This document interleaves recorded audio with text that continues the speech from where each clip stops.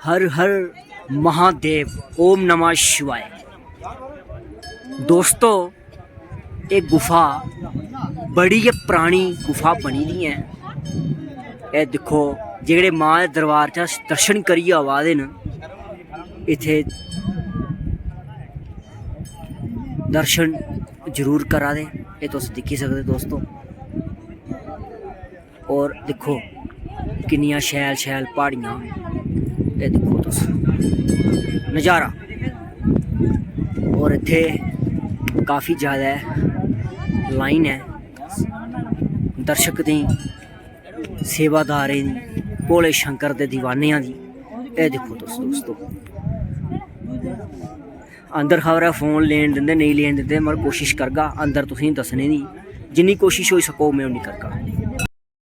जान लग्गेआं अंदर, तुसेंगी दस्सन लग्गेआं, कोशिश करगा पूरी तुसेंगी इस गुफा का नज़ारा दस्सने दी। बने रवेओ इस वीडियो के एंड तक। इत्थे भी लैना लगी दियां। एक गुफा है, एक गुफा ये है अद्भुत भोले शंकर का नज़ारा। दूई गुफा ये है दोस्तों।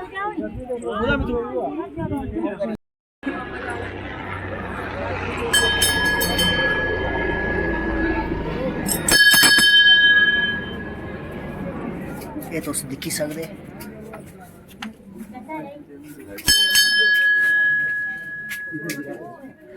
ये गुफा बड़ी पुरानी है।